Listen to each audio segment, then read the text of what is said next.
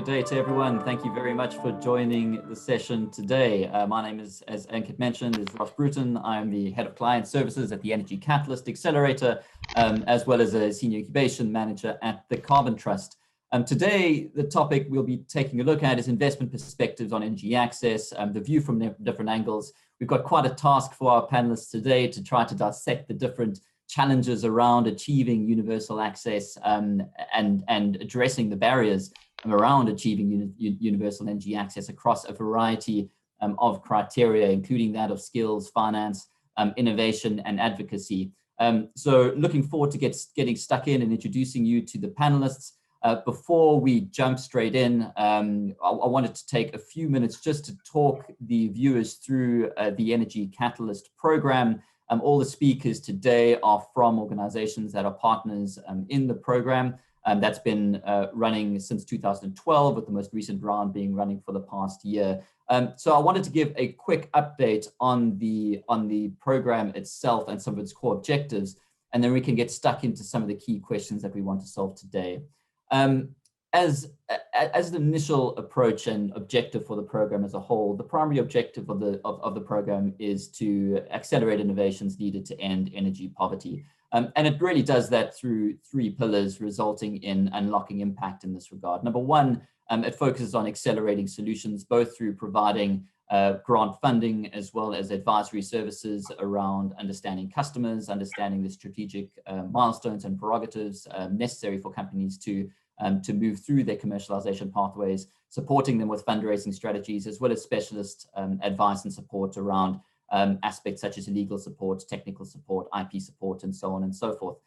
There's also a big component of the program that is around building networks, of which this event is one such initiative that we're partaking in. And that is, how do we develop strategic partnerships between our organizations and the program with stakeholders as a whole, both within the ecosystem of the program and innovation and outside of that. As well as sharing knowledge. How do we share the knowledge gained through the implementation of the program to broader stakeholder networks? And at the same time, how do we share knowledge from those networks with our innovators themselves, so that they can have a greater and more efficient pathway to achieving commercialization and impact?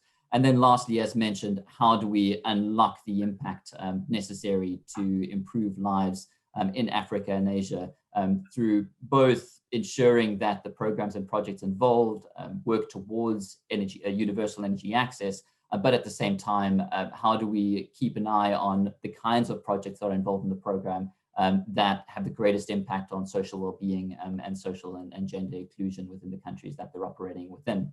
A quick few numbers on the program. So there's been around 345 projects that have been supported through the program, with 140 million pounds committed in its history. About 60 million of that is committed around to energy access based projects, where we have around 156 projects across 29 different countries. As an example of the most recent funding round that is out at the moment, it's a funding round of up to around 20 million. And the kind of companies that are involved in the program really have to meet three pillars. Number one, how do they address the energy trilemma? So how do they develop energy technologies that are both clean and green, that secure energy, that work towards energy security, and that address one of the key challenges of reducing energy costs within these regions? How do they transform energy access and work towards the SDG 7 milestones? And then lastly, how, as I mentioned previously, how do they work towards providing impact around gender equality and social inclusion?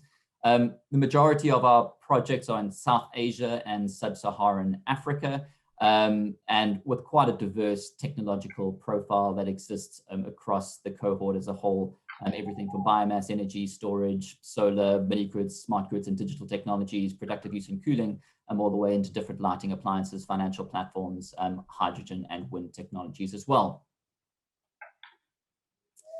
There's a host of companies involved and partners involved in this program that's providing support across the companies in some of the ways that I've already described, many of whom are on the call today. There's 13 different partners involved in the program that each provide different levels of specialist advice in both supporting these companies gain traction within the markets, understanding how they can move towards greater fundraising and ensure that they're ready to access that kind of fundraising.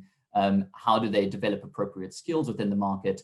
And how do they communicate their story effectively, both to broader market stakeholders as well as funders. If you want to know more about the program, please visit ngcatalyst.ukri.org, or you feel welcome to email me directly at ross.bruton@carbontrust.com.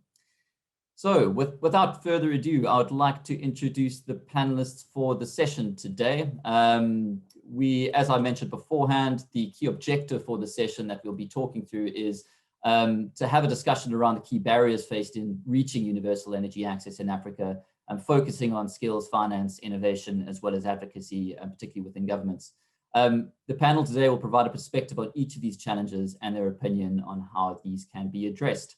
So today we have Benson Kibiti from Power for All, Director of Communications, Ben Good, the CEO at Energy for Impact, Harry Masters, Senior Project Lead at Open Capital Advisors, Director of Partnerships at the African Management Institute, Andrea Warnier, Santosh Singh, who's the Director of Head of Energy, Climate Change and Agriculture at Intellicap, and finally Julius Mujudi, who's the Country Director at New Energy Nexus, as well as Venture. So thank you very much all for joining today. I'm going to close down my presentation so we can all see one another. Perfect. Just a reminder to everyone viewing the panel discussion, please feel free to submit your questions through the chat box. We will have a Q&A function at the end of the session where we will get to each one of your questions in a structured manner. So please feel free to engage and we'll be in touch with you at the end of the session. In terms of this question of addressing universal energy access within Africa, one of the primary challenges and issues that we often face in the program is around the support from local governments, and it's often seen as fundamental in putting in place policies and frameworks that can support the business case for many of these energy access solutions. So I wanted to start with you, Benson, with an initial question on how would you assess where African governments are at the moment on the topic of using decentralized renewables to achieve universal energy access, as well as supporting them? Thank you very much, Rose. You all know this, but it's worth reminding ourselves that energy is a regulated industry. Therefore, government policies and regulations are arguably the most important piece of investment picture. So where do we stand right now with the off-grid energy policy in Africa? I mean, while nearly every country in the world saw advancement in sustainable energy policy between 2017 and 2019, the most rapid improvement were in Africa, according to the World Bank's regulatory indicators for sustainable energy, RISE. And of course, one of the key challenge, or rather one of the key issues is that 1/5 of the access deficit countries do not have the basic set of policies needed to accelerate electrification. More than half the global population lacking access to electricity remained in countries with weak regulatory frameworks at the end of 2019, and this is according to RISE. You know, countries like South Africa, Ethiopia, Tanzania, Chad, Rwanda, Nigeria, and Cameroon were identified as countries leading in the development and introduction of conducive policies and regulations.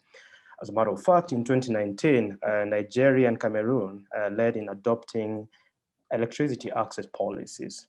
And so policies for mini-grids and standalone power systems showed the most increase in adoption, reflecting the growing role of distributed energy for electricity access relative to the national grid. So small changes can have large impact. For example, Power for All research back in 2017 showed that reducing import duties and tariffs on DRE-related product, supporting the availability of local finance and licensing procedures for mini-grid operators, and adoption of quality standards were three actions that correlated to rapid market growth. And so, Rose, those are the key, to answer your question, that is basically our assessment as Power for All. And so if you want to explore some of this data further, I'm going to share some links here, the RISE website by the World Bank, Power for All, and of course our PIC platform, which looks at data disaggregation. Thank you.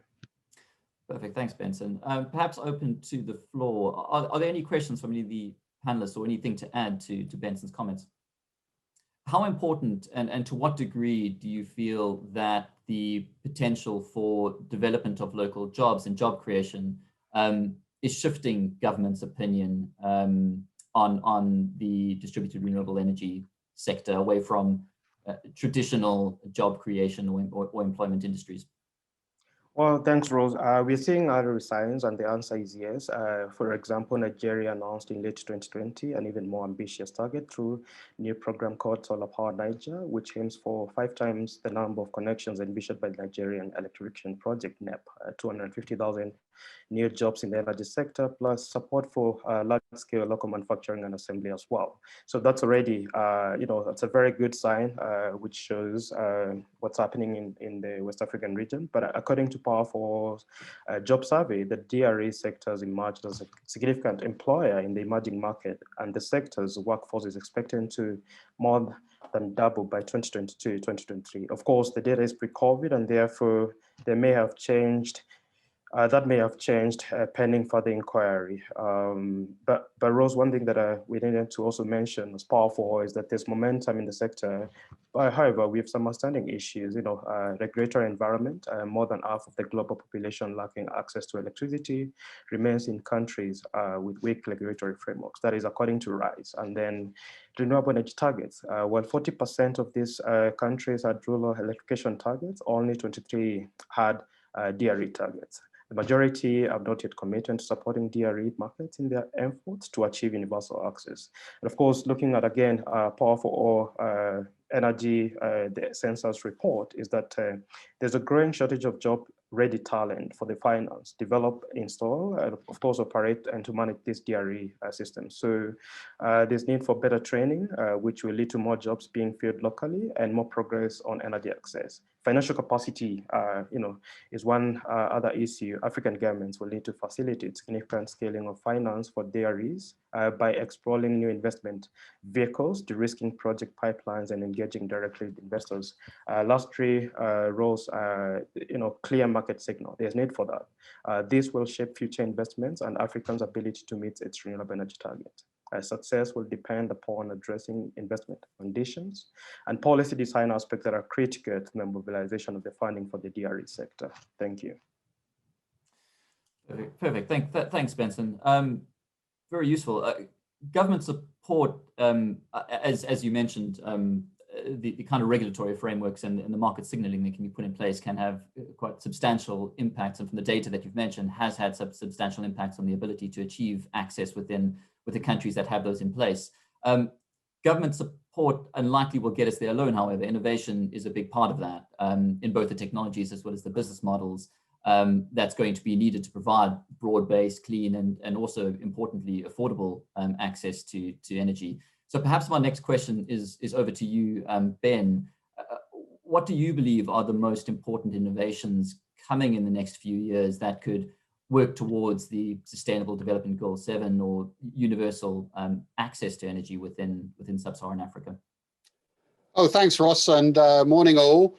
Before I get to that, I just wanted to comment quickly on some of that discussion about employment opportunities that Benson was alluding to.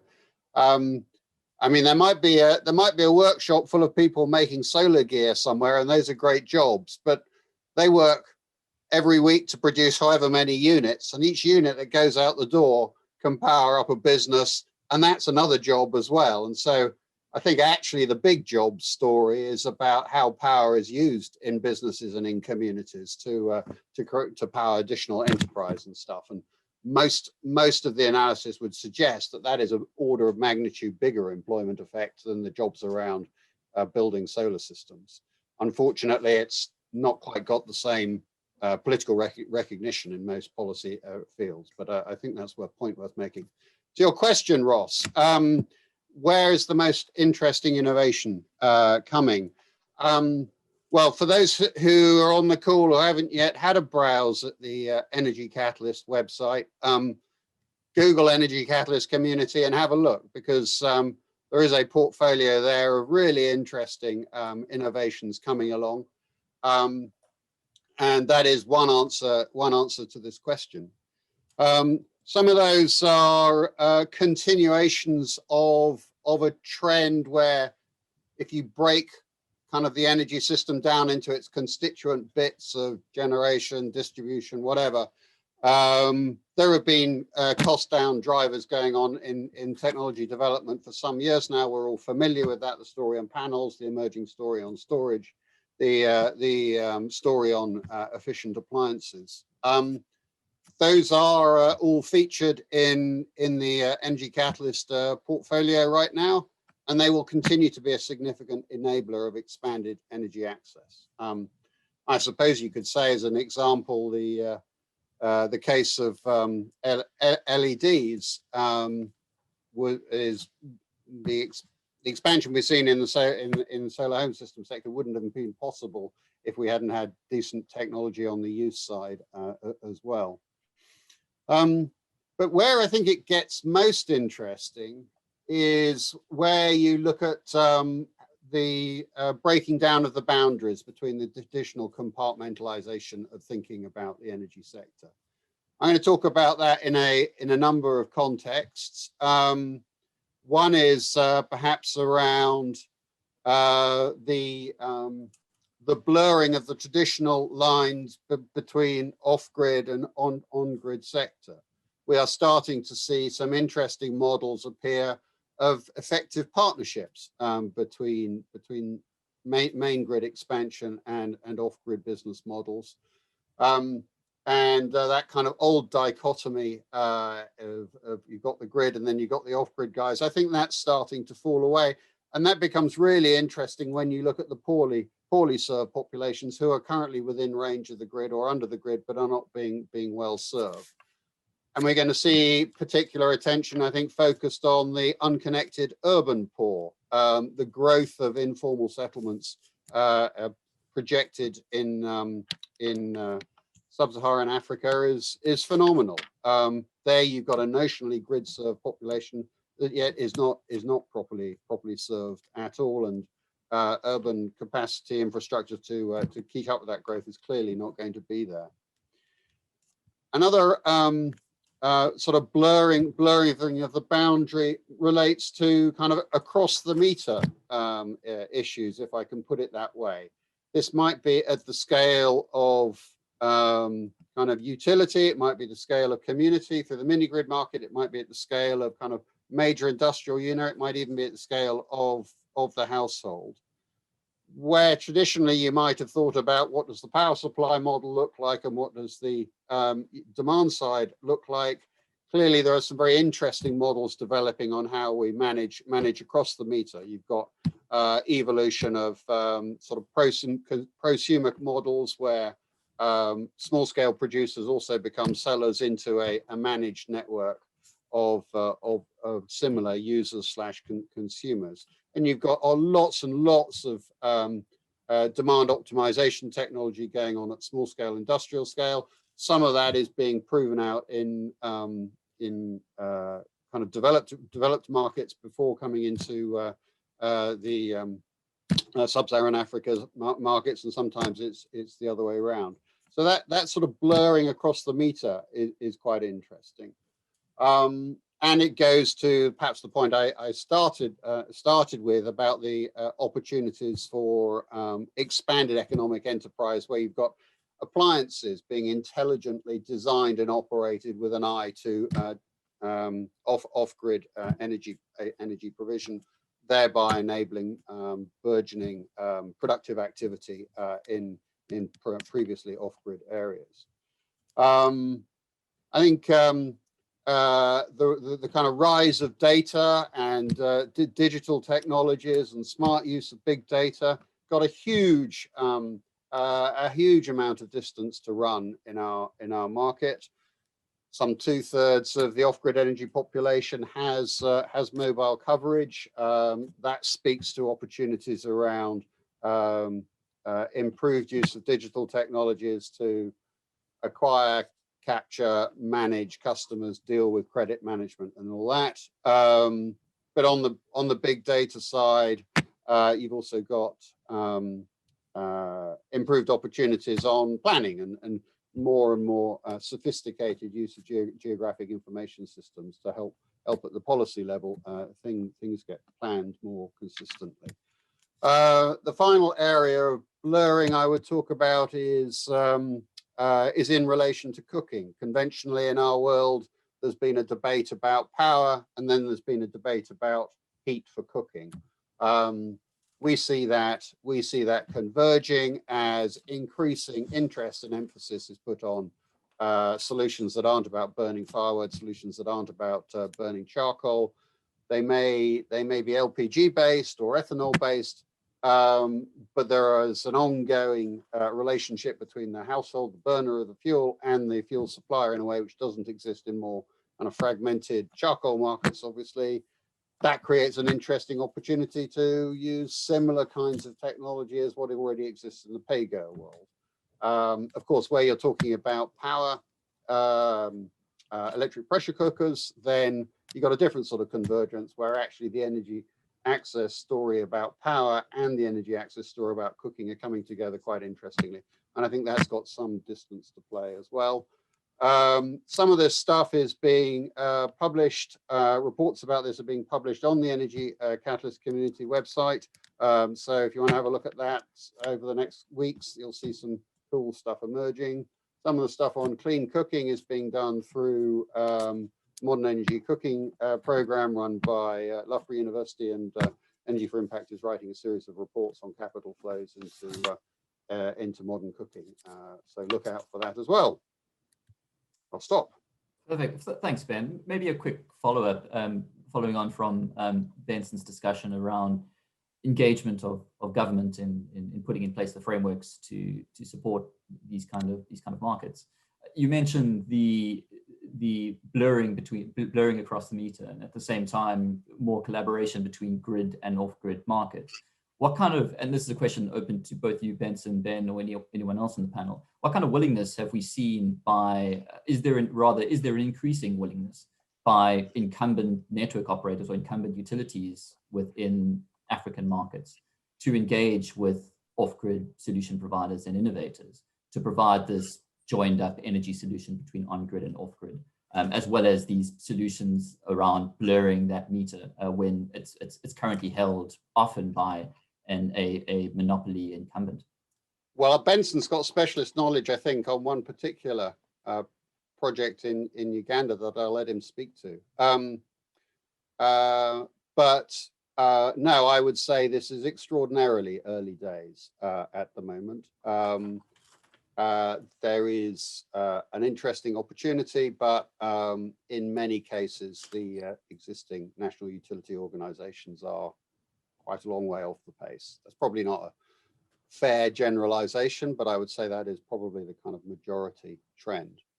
And of course, governments can create unhelpful signals as well in their management of expansion of grids and rural electrification. So we've seen examples of kind of mini grid investment being hugely deterred by expansive plans published by national authorities that say, we're going to expand into this particular area, and therefore, if you build a mini grid there, you've got stranded asset risk. It may not actually be a credible rural electrification grid expansion plan, but nevertheless, it's tough to get an investor to bet against it. So it's a pretty mixed picture, I would say, Ross. I'll let Benson elaborate. And then also, Harry, you have your hand up as well, so maybe a quick comment after Benson.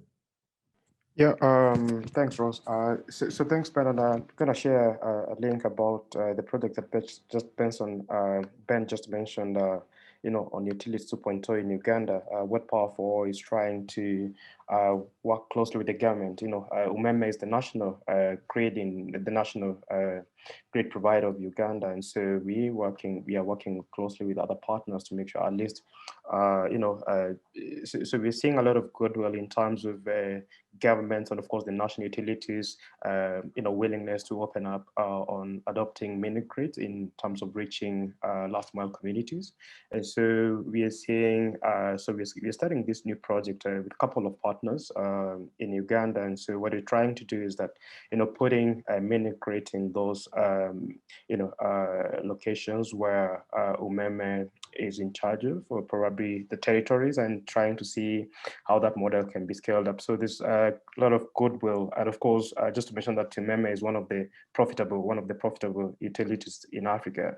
So like Ben said, I mean, this has not been done elsewhere in Africa, but again, this is something that Power4 is, piloting in Uganda. And of course, there's a lot of goodwill both from the government and also from the private sector investors. Perfect. Thanks, Benson. Did you have anything to add there, Harry? Yes, just a quick one on potential willingness for traditional distribution companies to work with off-grid energy companies. I think I echo all the statements that it's a mixed bag, and often on a country-by-country basis, depending on or if they're willing or not. I think we're starting to see some interesting models emerge in certain countries. So I could give Nigeria as an example, where you have really low availability of electricity in certain areas. And some of the distribution companies have basically, in some instances, almost entire communities that they're not selling any power to, just due to the current state of infrastructure there. So we're seeing some of these new models emerge where third-party companies and mini-grid companies are coming in to upgrade the distribution infrastructure, own that customer relationship, potentially purchase electricity in the evening times from the distribution company. So already there's an upside there for those traditional utilities. That's just one model that we're seeing emerging. I think there's a number kind of in early discussions right now. So really interested to see where all of this goes in the next couple of years. Perfect. Thanks so much, Harry. I'd like to stick with you for a bit now, Harry, as well, to talk around the area of finance. There's been a few innovations mentioned by Ben in the kind of solutions that can be applied for solutions going across the meter from the prosumer market, or different forms of peer-to-peer trading systems, self-generation, even if that's just tapping into different forms of net metering schemes or feed-in tariff schemes. Clean cooking was mentioned as an option. Different forms of mini-grid technologies were mentioned as an option. There's a variety of innovations that can operate within these opportunity areas. But a lot of these are non-starters if they don't have adequate access to finance to both develop and commercialize the technologies or pilot those technologies, but also to scale them. So my question to you is, how would you characterize the financial landscape for energy access entrepreneurs within Africa and in making some of these innovations a reality?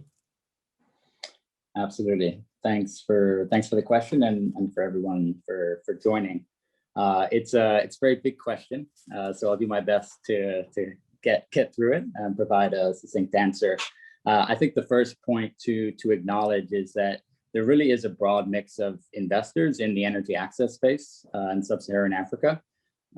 So this includes various grant providers to help companies in testing new technologies and business models. So the likes of the Energy Catalyst funding, supporting companies that are really at that early stage.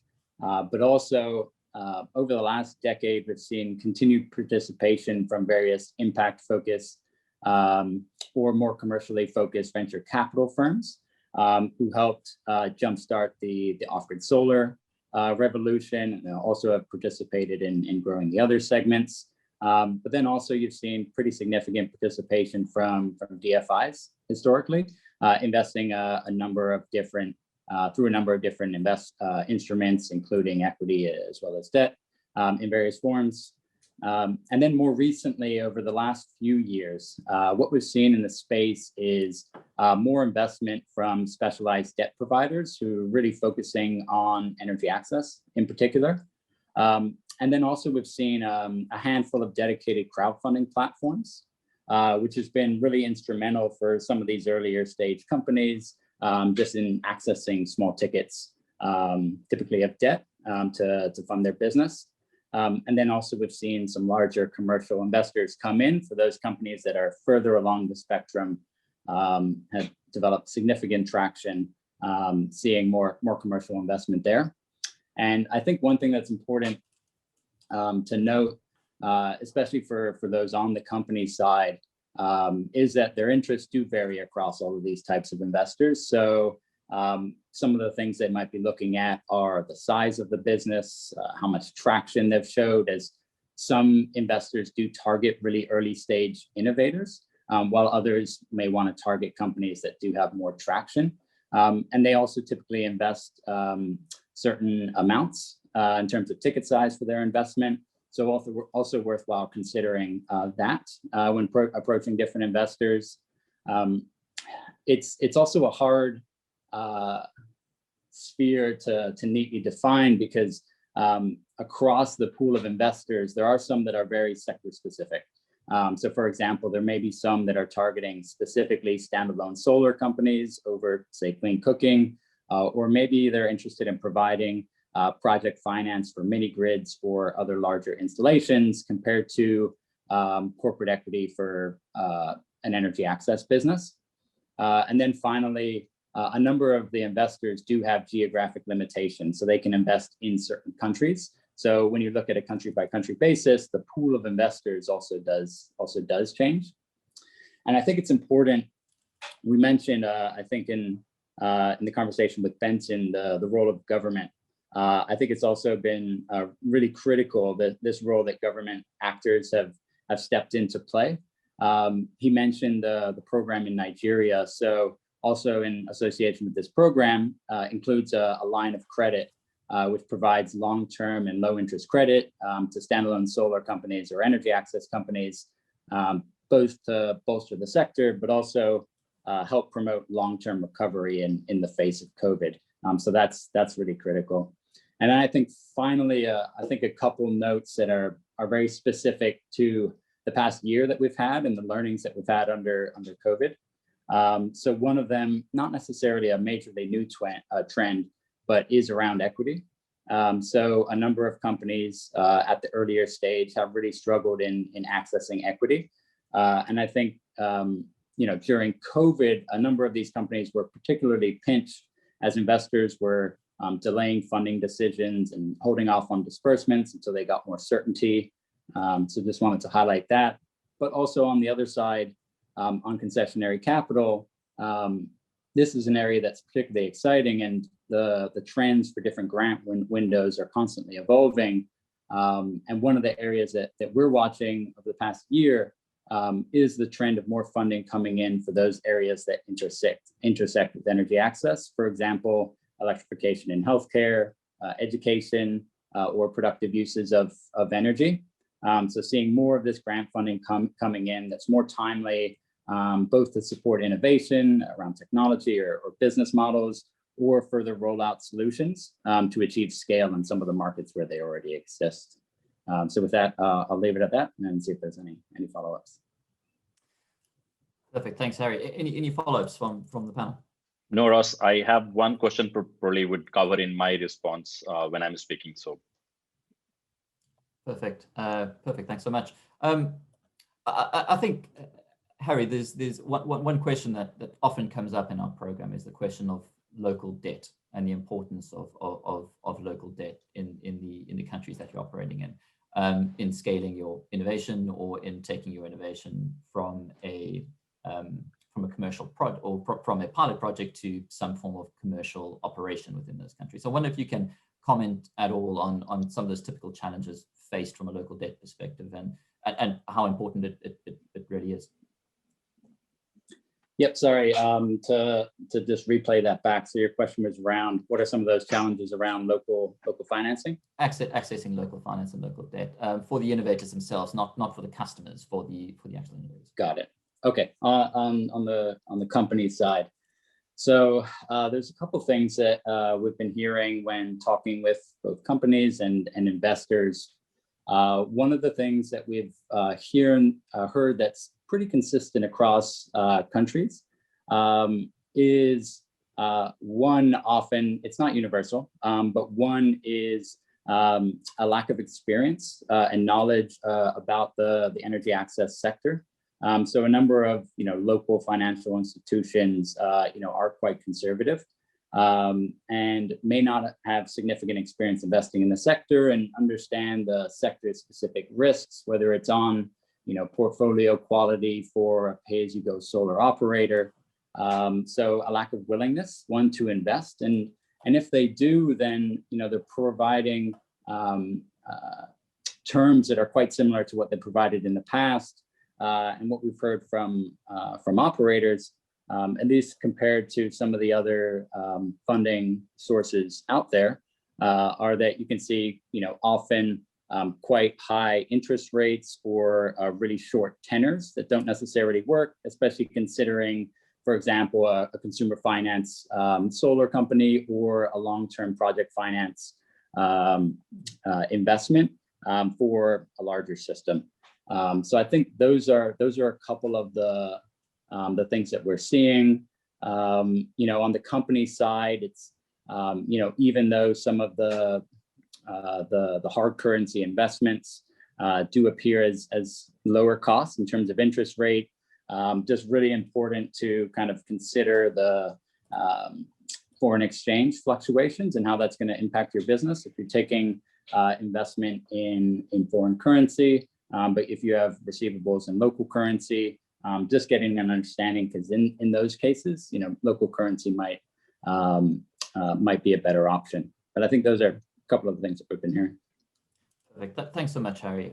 If there's no other thoughts or comments from other people on the panel on that particular point, I'd like to continue that discussion around finance, however, moving beyond the innovator and then towards the potentially towards addressing the challenge of affordability. And I'd like to address this question to you, Julius, on the role of microfinance and what role it is currently playing in energy access in Africa, and how this could evolve and develop in the future. Yeah, thank you, Ross, very much for this opportunity. Good afternoon, good morning, everywhere you are.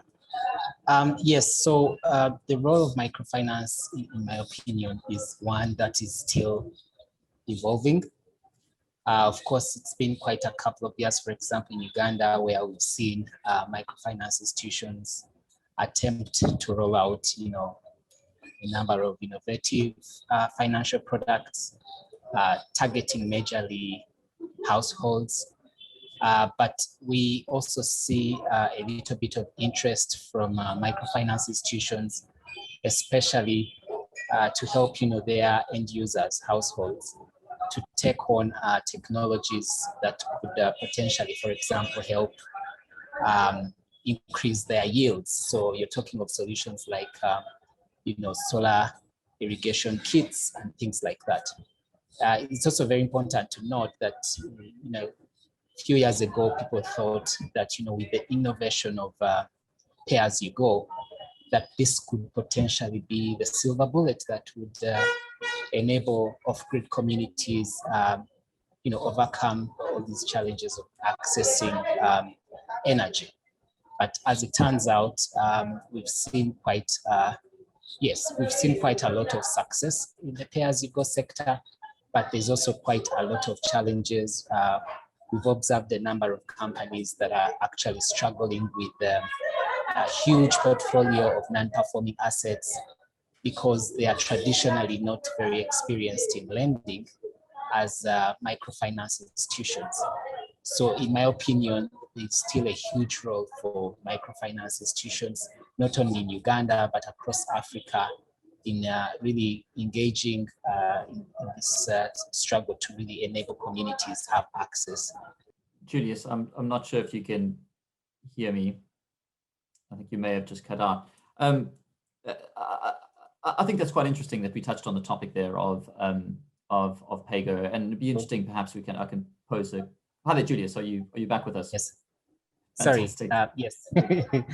Yeah. So trying to build on that point, I was trying to say that in my opinion, the microfinance institutions and the sector generally still has a huge role to play in this because they are more experienced in lending. They are continuing to see a lot of intersections on how some of these technologies can potentially improve already their existing portfolio, for example, in agriculture, as well as education and a couple of other sectors. Yes, so in my opinion, definitely they still have a role to play. Julius, maybe a quick follow-up. Are there any other questions for the panel? Otherwise, I'll jump in with a follow-up. Ben, maybe over to you. I was going to ask Julius about his views on many of the MFIs in Uganda's capacity to deliver scale. One of the interesting features of the PAYGO expansion has been that ability to mobilize financial products at relatively low access cost per customer and do it quite fast and growing quite quickly. That doesn't seem to be happening in the MFI space, and I wonder if that's something to do with having a more expensive distribution network for your financial products. Yeah, so the challenges we have currently that's in the sector of microfinances, they look at some of these, let's say, transactions. If a client walks into an MFI and they say want to acquire a solar home system to power their household, the time it takes to vet this customer, the time it takes to eventually come to a decision for them to be able to decide whether the customer is creditworthy or not, is more or less the same amount of time it takes any other customer, say, taking a $200,000 US loan. So, ideally, you would expect them to really consider all these customers equally as they come in. Unfortunately, they will always look out for these bigger loans because they make more business sense on their end because, well, they earn more interest on such a huge loan. They are also well versed with, for example, agriculture. Unlike energy, there's still quite huge gaps on the MFI side in terms of their knowledge on how these technologies work and how to innovate financial products that specifically address, the needs of not only the households or end users, but also for the SMEs that are popping up in so many areas in Africa. So there's still a lack of knowledge on how to, innovate financial products that address these issues and bring some of these projects to scale and help these companies, scale up their operations. Perfect. Thanks, Julius. Just in the interest of time, I'd like us. There's a few more questions I've jotted down, but perhaps we can get to it when we start answering questions at the end. I'd like to move this conversation of finance outside of Africa for a bit, to take a look at other markets and get a sense of what lessons can be learned from either of these two markets. And what the different landscapes may look like. And perhaps I can address this question to you, Santosh. How would you characterize this landscape? And perhaps you can touch on both the topic of investment as well as PAYGO or microfinance as well. How would you categorize that for entrepreneurs in South Asia? And what would you see the difference being based on what you've heard between the sub-Saharan African market and the South Asian market? Thanks, Ross. I think a couple of pointers. I think when you look at the Africa energy access market and South Asian energy access market, I think South Asian energy access market has gone through a transformation. One of the key things that has happened in South Asia is that energy access is no longer about the basic tier one kind of energy access services. It's no longer a lighting, it's no longer a basic service. So most of the customers are looking to move up in the energy ladder and looking for more value-added services and cooling solutions and the solution for productive use.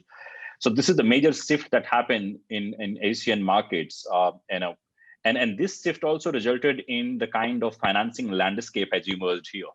So if you look at that, the companies which were earlier like trying to do basic lighting are no longer in the many of these countries. If you look at India or Bangladesh, there are very few companies which are focusing on basic lighting, but they have gone up in the ladder and focusing on that. Now, what happened here is that with the changing landscape, the financing landscape has also changed. And one of the key difference between the Africa and India or Asia market is that the presence of microfinance institutions. Microfinance institutions have a history of around 20 years of delivering financial products and solutions. And with a very, very high density of population, these financial service providers have offering that are available to a large number of population who is also overlapping with the energy excess population or energy customers.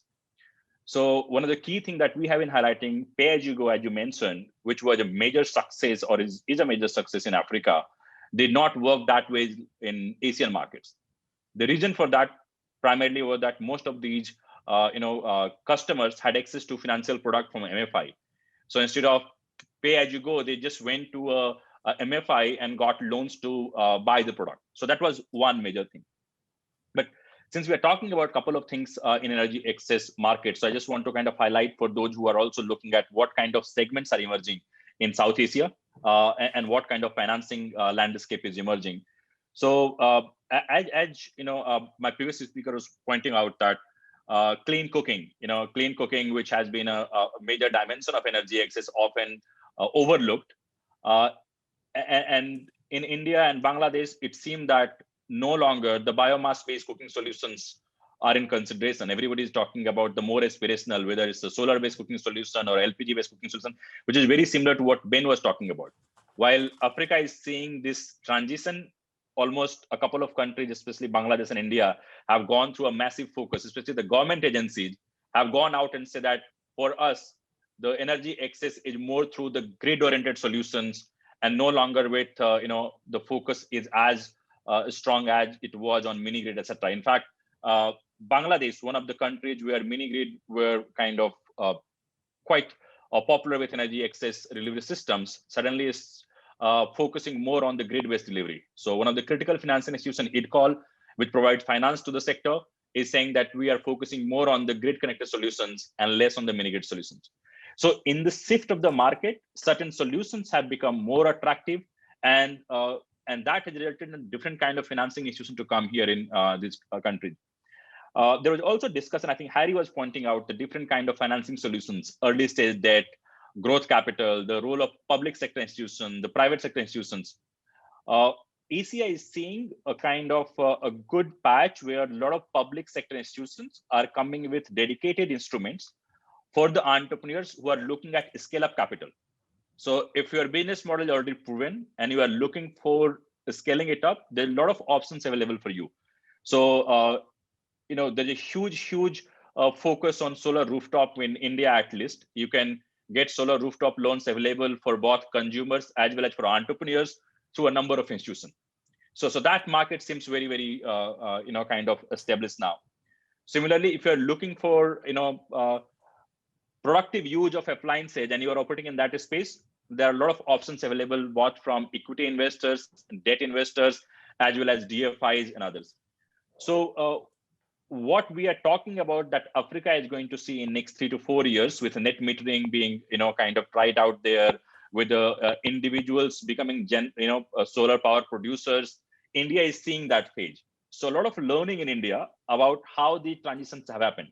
MFIs have a very dedicated, mature products for energy access. I think if you walk into any MFI office, and if you say that I want to buy solar home systems, or I want to buy a solar lantern, or I want to kind of get any energy product, you would have a ready-made offering available to them. You don't need to convince MFI to that. It's like that stage. So that's a good thing, because a lot of learnings can be transferred. The other part of the thing that nobody touched upon is the climate finance or the more tuned to energy access financing, with the Green Climate Fund and number of other institutions focusing on the clean energy or energy access to clean options. It's also seeing a huge shift. In fact, India and Bangladesh and other countries are seeing a lot of GCF investment for solar water pump or productive use appliances. So that other entity is opening up, and these institutions are basically delivering these services through local public or private institutions. So both public and private. So one, I think the major change that I have seen, Bangladesh is looking more towards grid connected options and seeing mini grid or those options only when the grid is not a viable option. So that's one. If you look at Nepal, which had been focusing a lot on clean cooking and productive use, AEPC is going there again. India is a known case. So what I would say that if you look at the investor landscape, public sector institutions have become mature in delivering these things. So debt market is quite very mature. You can get debt easily. what it has resulted in that energy access entrepreneurs who are looking for innovative solutions and seeking kind of investment, there are not many options anymore.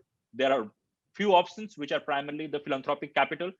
So be it Dune Foundation, Cell Foundation, Rockefeller, etc. They are providing those support. But I don't see a lot of government institutions coming with the grant and that kind of support for pure play energy access. So I will stop here. If you have a follow-up question, I can. I have a bit of an open question to the panel, Santosh, on there seems to be some structural challenges that need to be faced from a microfinance perspective and access to debt finance for core energy access applications that can promote a significant impact in the road to universal access. And I wanted to pick the brains of anyone on the panel to get a sense of where in Africa, whether it's geographically focused, or I know we've had quite a strong growth from the PAYGO market as an example within your rooftop solar market. Are there examples either from a geographic perspective where a public sector has put in place within Africa has put in place some of these structures that's needing to progress, or from a market perspective where some of these structures, where another route has been taken as an example for the PAYGO system within solar, that has led to success stories that can allow us to start leveraging and opening up and providing more liquidity of capital to purchase these solutions. A quick question to the panel. Does anyone know of any examples there? Maybe Ben's got his hand up. I'm not sure this answers your question or whether it's just a shameless plug, Ross, but one of the questions around local financial institutions interested in the credit markets, something that people talk about a lot, largely around the issues around currency risk that Harry mentioned. People said that there's a barrier to that around expertise and familiarity with lending to renewable energy or energy access as a credit proposition, and that's undoubtedly correct. There are also other more kind of financially oriented barriers to it, I suspect.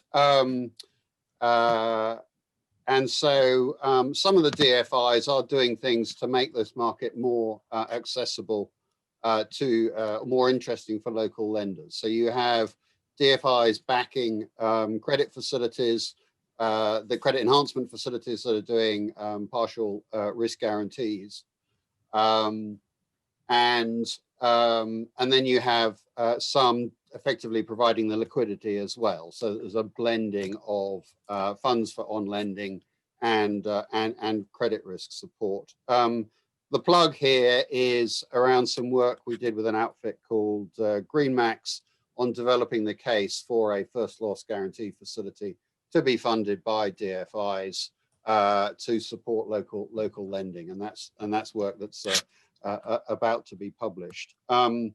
I think interestingly, the story of guarantee facilities in African sort of efforts by DFIs to support local capital markets has been a somewhat unhappy one of somebody creating an interesting investment case supported by whatever investment committee or whatever in the DFI.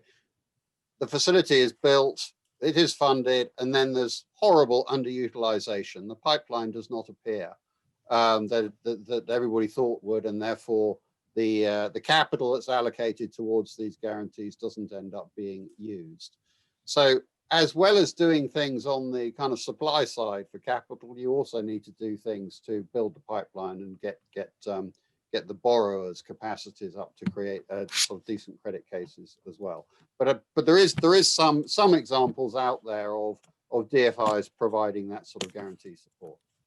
Thanks, Ben. I do want to touch on the topic of skills and leave room for questions. Santosh, I know you have your hand up. If you have a quick response to that question as well, if you can keep it quite brief, that'd be much appreciated.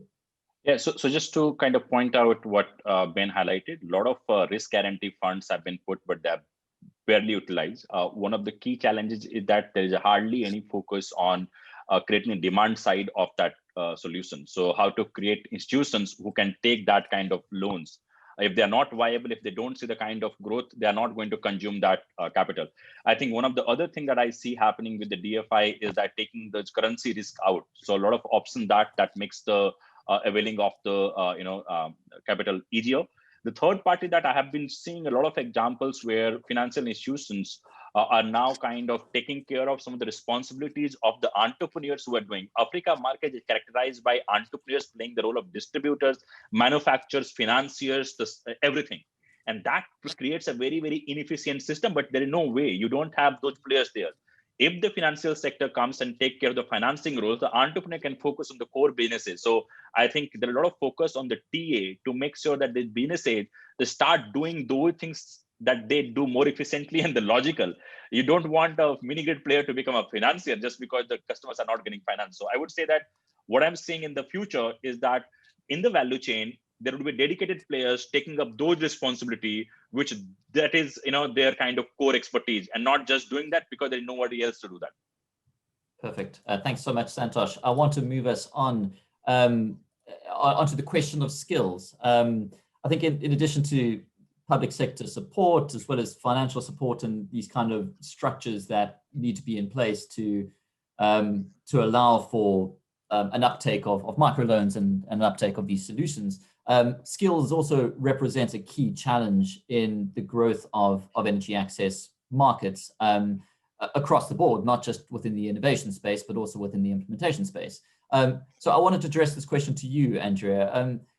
If there are skills gap in Africa in achieving universal access, where do you think they are most acute? Thanks, Ross, and nice to have the opportunity to share. Just a quick introduction about AMI to give context. We focus on equipping ambitious businesses across Africa with tools to thrive, and we've done a lot of work with energy entrepreneurs and their teams, along with Energy Catalyst, UK Aid, and Shell Foundation, as well as some others. So for us, this is a really relevant question, and I think we really believe that for energy SMEs in particular to thrive, the financial capital that they may receive access to has to be matched with human capital.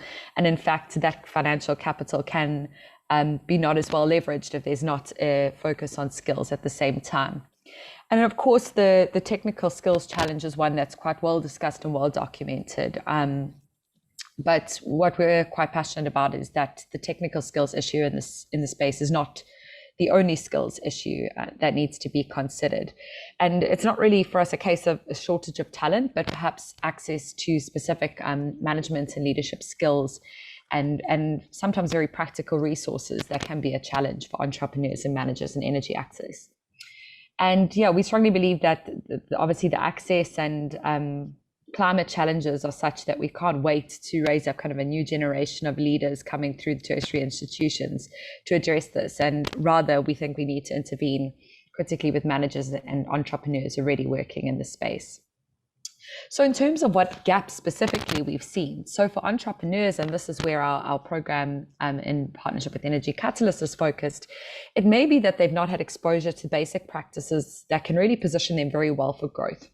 So research shows that for SMEs to grow, you can actually identify quite a simple set of practices that have been linked to their growth. And those are things we've identified a specific set of 24, but around kind of money, operations, planning, talent, and customer, that a technical specialist who may be running an organization, but business has not been their area of practice before, business is not their area of expertise, can take kind of simple tools away and apply them back in their business to get going. So to give you an example, perhaps an engineer running an energy SME who's not been managing leadership teams all his life, it's not kind of his area of comfort, it's kind of getting to the point of growth of his organization where you need to start thinking about strategic planning. And it's not just a case of continuing to push, continuing to develop products and knock on the same client's doors, but actually going through a little bit more of a process around that with the top team and equipping and inspiring the top team. What we want to do is equip that entrepreneur with basic tools and templates for running a strategic planning process, so that he doesn't have to spend time trying to figure out the how, but can get going already. Other examples may be as simple as, how do I forecast cash flow in a COVID situation where there are multiple scenarios that may play out and contingency plans that I need to put in place? We want to essentially provide the entrepreneur with access to a practical tool that enables him to do that in the moment. So yeah, firstly, there are those really fundamentals of business, I'd say, that can be incredibly helpful to entrepreneurs in the space who may have had a technical background. And even those who haven't, but just find themselves in organizations that are going quickly and need kind of quick action, and there's change happening quickly. The other major gap that we see, and this is really where AMI started our area of focus and skills on the continent, is at the middle management space. So particularly for quickly scaling and growing organizations, middle managers are the backbone of those organizations. They're the ones who make it work. They're needed to embed kind of the culture from the top team throughout the organization as it grows. And again, it's often that an excellent technical specialist can be promoted into the role of manager without ever having any kind of guidance as to how you lead and equip and inspire and motivate other people, how you deal with non-performance, how you have difficult conversations, how you manage a very diverse workplace. So middle managers is another place where we think there's really a strong argument for placing a lot of focus, and by kind of having strong bench strength in your middle management within SMEs, as well as in large organizations and the public sector, you give yourself a strong chance of growing without losing kind of the core culture that makes that organization work in the first place. So we place a lot of focus there. We've done significant work with FCDO on equipping middle managers in Africa through a program called Empowering Managers. And there we're focusing very much on what are often called these soft skills, but are actually very much can be the hardest to teach. So those around motivating teams, building culture, delegations. How do you actually scale by, as a leader, managing to equip others to do your work rather than trying to do that yourself? Hiring and performance managing great people. These kind of pieces. And it's interesting, you'd think that there might be like quite a lot of advocacy that we'd have to do to get technical specialists to be excited about skills development and soft skills, but it's often not the case. We find that it's a very much a felt need amongst entrepreneurs and their leaders across the continent. And it can be simpler than expected to equip both middle managers and entrepreneurs with some of those key business and leadership skills that will help them to grow and continue to provide access to the innovations that can improve livelihoods ultimately. So really happy to kind of answer any questions on that around kind of particular interventions or more around the skills challenges we've seen. Perfect. Thanks, Andrea. Any questions from the panel on that? I think one question I have as a follow-up, Andrea, is a big part of this program, and for very good reason, is a focus on gender equality and social inclusion. Around the concept of gender diversity within organizations, as well as how that can impact the sustainable growth of that business, both from a commercial success in terms of the operations, innovations, and driving innovation within that business, but at the same time in having a greater understanding and relatability to the customer base and the needs of that customer base. I'm interested to ask the question of how can companies in the energy access sector better promote careers in women? It is a challenge within the energy sector as a whole, as well as within the energy access sector of many of the markets that we look at. So I'd be interested in your perspective there. Yeah, absolutely. Thanks, Ross. And I think, it's a multifaceted challenge that goes right from the start of getting young women interested in STEM all the way through to that glass ceiling at the top levels of leadership. So there are, I guess, a lot of different things I could say about what can be done, but I've tried to pick kind of a couple of practical ones. The first one is just right at the entry level, anything that energy SMEs can do to create opportunities for work experience for young women, even at the high school or university level, is really exciting and just gives more exposure to young women of what opportunities might be out there sector-wise that they may not have considered. And energy access, we know, is a sector which is, like many technical sectors, experiences underrepresentation of women at all levels. So that early exposure is really key. I'm not going to get into technical skills in junior school topic for today. That's one that we could have a long panel on in itself.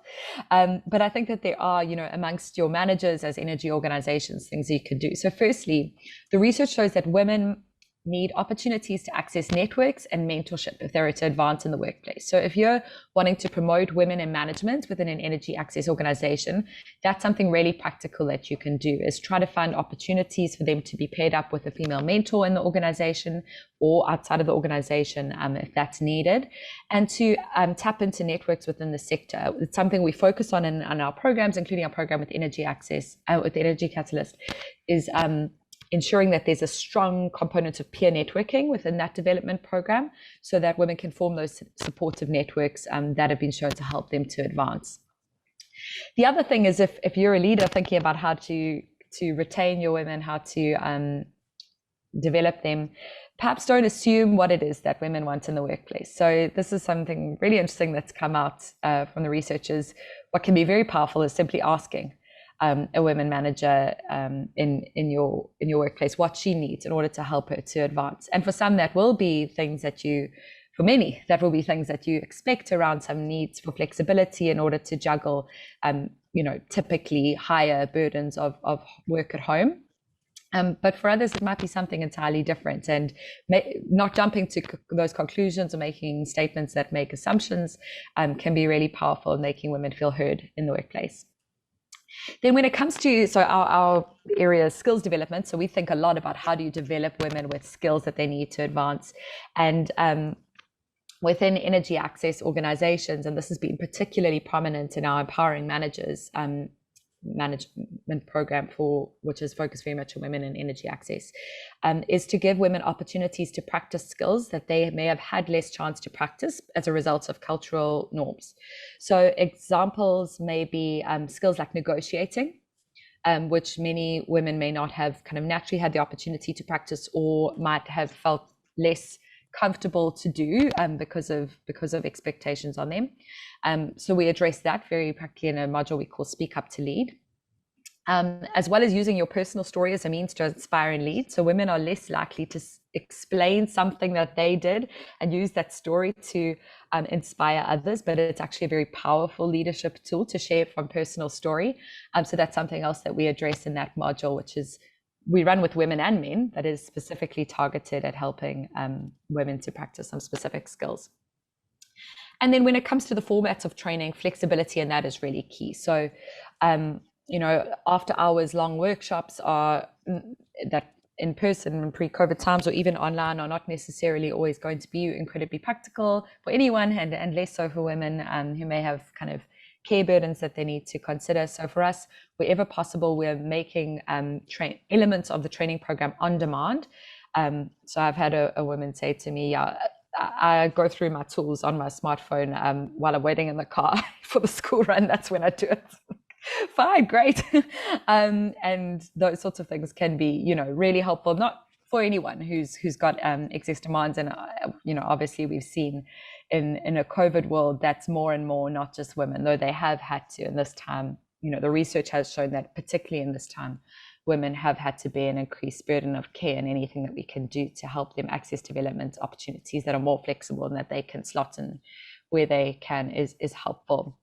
And then finally, just being conscious when you're creating development opportunities of the particular needs of women who are young mothers, for example. So we do things like, for in-person trainings, we have nursing rooms. When we have mothers who have to miss out on a training session because of an at-home demand, we make sure that there are catch-ups scheduled. So it's a little bit more logistics, but it's totally worth it to have more women represented in management in the space.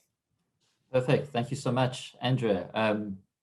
Really interesting and useful. It would be good to get some questions. If there's any questions immediately from the panel on that, we can touch on those. However, just in the interest of time, it would be great if we can jump directly into some of the questions that are coming through from the audience. So please, if there are any additional questions as we're running through these questions, don't hesitate to post them, and I will do my best to try to pick them out and answer them as we go along.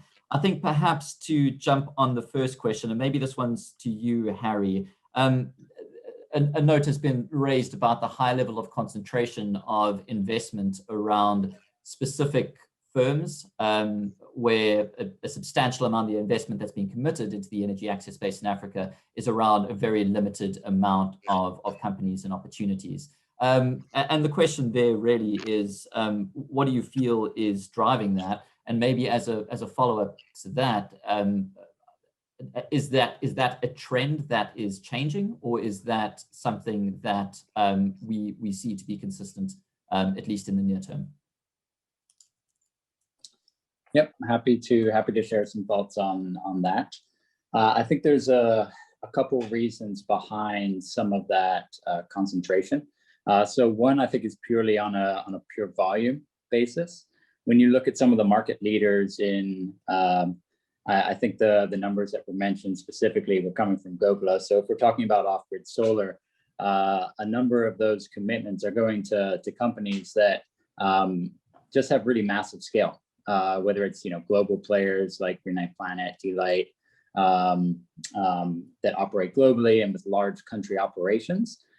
They will continue to require significant capital to continue financing their operations, and particularly around some of their consumer finance businesses that they do run. So I think just based on that, that's one. Also, in the past couple of years, I think we've seen some interesting changes in that landscape of those bigger players. So you see the acquisitions of Phoenix and Mobisol, now sitting under Engie. So that removes a couple of players from that list, for example, and provides a different backing for them. So that's one. But meanwhile, I think it's important to note that we are seeing we're still seeing equity transactions for some companies, but more so, I would say, in those leaders that are in newer markets or more frontier markets. For example, UPOA, raised this past year in Cameroon. So transactions like that, I think we'll continue to see in markets where you don't necessarily have that entrenched or established player. I think we'll continue to see more there. But whether or not, at least on a volume basis, that we'll see a trend away from this concentration, I don't think I'm sold at this point, just because they operate on a scale that's so much bigger than others. And I guess the last piece in terms of total tickets, there are a number of programs out there providing investment for smaller companies. There are a few funds that have been launched. For example, SEMA operates a fund in collaboration with Angaza, looking at writing smaller ticket sizes. Under one of the interventions we helped launch with Catalyst, Off-Grid Advisors Venture Builder, providing very early stage investment combined with business development services to help the companies grow in those years post-investment. I think we'll continue to see early investments for those companies, but yeah, in terms of concentration, I think we'll expect to see that definitely into the near future and likely beyond. Perfect. Next question, perhaps to either you, Benson, or Santosh, and then feel free for anyone else to jump in. And that's the question of PAYGO's development and trend within the productive use sector. It's a business model that's been growing within the off-grid solar market, rooftop solar market, and the productive use sector is one that it is still catching up with, at least compared to some of the other more traditional solar markets. Do we have any comment on how progressed that model is, and if there's any specific examples of markets or any institutions that are doing that rather well, feel free to raise those. Is Ben responding? I think you want. No, Benson, go ahead. Well, I didn't want to jump the queue. You'd ask somebody else, but I'll have a go if you want. Go for it.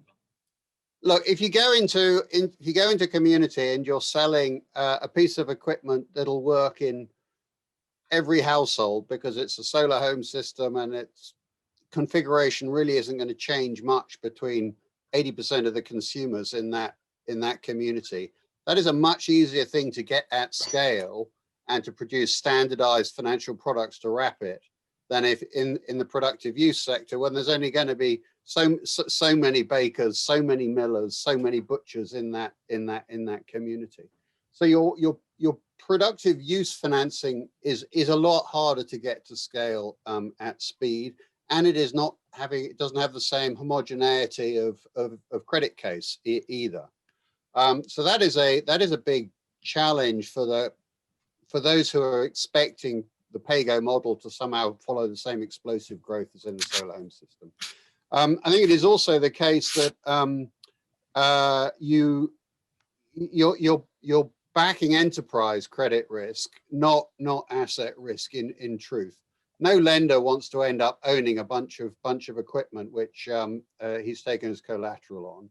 So they want these things to pay for themselves. And the paradox is that all of us who have done these kind of economic models for productive use-based businesses can show fabulous returns on investment for this thing. Buy this thing, it'll pay for itself in 9 months. Buy this thing, it'll pay for itself in 18 months. In the business, in the kind of business world where I'm from, those would be spectacular investment propositions, and yet the capital doesn't flow in. And the capital doesn't flow in because it's not really about the return on investment around that asset finance. It's about the credit risk of those businesses. So it's back to the same old problem of who wants to lend at scale to micro enterprises who've got all kinds of other aspects to their credit story that aren't really about the underlying issues. Solar irrigation, small scale solar irrigation can pay for itself in 3 growing seasons. And a lot of work we do, capital isn't flowing in. Why? Because lending to small farmers is not an easy game. So I would counsel quite a lot of caution and thinking much harder about the kind of much more holistic view of the risk package when you're thinking about kind of escalating credit products in those sectors. So Ross, I think Ben has covered it very well. The key thing is that you cannot take any product that has been successful in one particular category and just kind of scale it up in other category. There are so many variables need to be factored in, especially productive use category itself has a huge diversity in the kind of financing required for them and the kind of payoff for them and that way kind of risk involved. So I don't think that PAYGO can be applied to all the segment. However, the PAYGO is to some extent is a tool to reduce the cost of acquisition or use of the particular kind of device. That principle can be applied with multiple other channels. So it be leasing, it can be some other form of financing, but I don't think pay-as-you-go is going to be the kind of template to apply for all these things. If somebody is doing that, you are very soon going to see that it is done because that particular model, they only have the pay-as-you-go as a product, and that's why they're applying. Because I can see there are multiple other products that could be developed. Right. There's some general questions, Santosh, around lessons on how the productive use market has been scaled within South Asia, as an example. And you touched on the access to MFI funding as one. What role do you think government has to play in this, in promoting, whether that's a greater framework of microfinance institutions, whether that's more of a consumer-facing role or public-private partnership role in providing a more open access to finance at either at the MFI level or potentially at the PAYGO level? So I think if you look at the policies and the government mandate has played a big role right from the development of initial solar years. Most of the countries had a subsidy program, or there were a lot of kind of ESOPs available to financial institutions. Also, India had this unique thing called priority sector lending, where banks are mandated to have 40% of the portfolio exposed to that sector. And when a government includes a particular sector or segment into that, banks are more kind of proactive to lend to that, but because of the regulatory thing. But beyond that, I think, if you look at the solar irrigation or cooling systems or any of these things, government has push in multiple ways. One is to provide upfront subsidies where they reduce the cost of acquisition. Second, they kind of create an enabling environment for financing. So financial institutions are given dedicated credit lines where that product is only applied to a particular sector. The third is that you look at the private sector players where they are getting advantages because the government starts putting more expenditure on that. So if the government decide that we are going to meet our cooling needs, and government is often a big consumer in many of these countries, if we are going to meet our cooling needs by using solar or our power needs by using solar, then the market develops because there's a certainty about the demand of that offtake. So I think there are three ways. One is pushing the demand through their own expenditure or through their options. Second is enabling financial institutions by taking the risk down or providing them a mandate to finance that. And third is basically looking at the outright subsidies, which reduce the cost of these technologies. Because initial years, when you are not operating at a scale, when there are so many apprehensions about the technology, the subsidies make a bit more easier for the consumers to adopt to it. Perfect. Thanks, Santosh. Ben, Harry, I know you want to contribute to that. I have one more question I'd like to ask. So I don't think I'll be able to get to both of you, but if you want to provide a quick 10-second comment, that's fine. I see your hands have gone down, so message received. Perfect. I have one more question there for Andrea as well. You spoke a lot around the skills gaps that exist both in senior management, in middle management, and then a lot of the considerations that need to be taken into account to increase the gender diversity and gender employment within these companies and the impact of that. I have a question around the experience that you've had in the Energy Catalyst, where we've been partnering up international businesses with local businesses, and the role that potentially, whether it does or doesn't, international collaboration between different markets plays in filling those skills gaps, those skill gaps. And if there's any lessons to be learned there, it'd be great for you to share those. Yeah, absolutely. And I think one of the major benefits of partnership is exactly that. It's the learnings that those partners can derive from each other. And that's so much more likely to happen when partners are matched up in the way that the Energy Catalyst program has, in where partnership is not kind of a name or term that's being used, but there is a very clear project and deliverable that these businesses are working on together that's time bound, gives them kind of that practical opportunity to learn from one another. And I think, and it goes both ways, right? So it's not necessarily about a technical or north-based organization bringing new innovation to your distribution-focused SME on the continent. It's really exciting to see how that technical innovation is diffusing both ways between the partnerships. So yeah, from our perspective, I think the most powerful way always to enable skills transfer and skills development is by working on projects. It's by doing. So we try to build that into any learning program that we create. So pairing up, where you want skills transfer to happen, pairing up on a project that you're working on together is by far the most powerful way to do that. And we've been excited to see that start to play out in the Energy Catalyst context. Perfect. Thank you so much, Andrea. We do have time for one or two more comments and questions before we come to the end. So Ben, you do have your hand up. Did you have any additional comments on either of those statements, either Santosh's or Andrea's? Well, I was sort of on both, actually.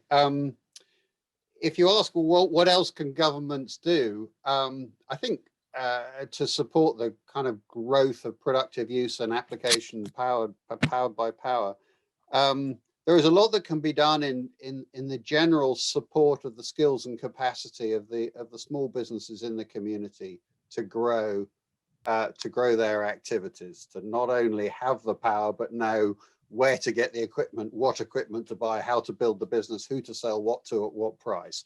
All of that is missing, and that's a little bit beyond the reach at the moment of the Energy Catalyst program. But it's a fantastic public good investment, in my opinion, to build the community's ability to do those things. And we say that from experience. We did some work in Tanzania where about $400,000 was spent on us doing exactly this. The benefit to the power company in terms of increased power takeoff was a fraction of that. It was not a good proposition at all. The benefit to the community in terms of increased income, increased employment and jobs with wages, you measure those values, this project paid for itself every 7 months. The point being that there's a huge amount of value on the public side of the meter away from the energy supplier.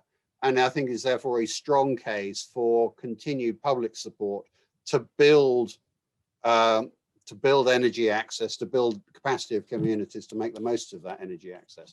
Shouldn't just be the power companies who are shouldering the burden of building this sort of softer capability that Andrea was talking about. Perfect. Thanks, Ben. I was going to attempt to do a 5-minute wrap up, but I think with the amount of content that has been shared, that might be a little difficult to do. So what I do want to do is just thank all the panelists for attending today. Fantastic insights shared. Really did enjoy the discussion. If there are any additional questions from any of the audience members, you're able to find out more about the Energy Catalyst program at energycatalyst.ukri.org.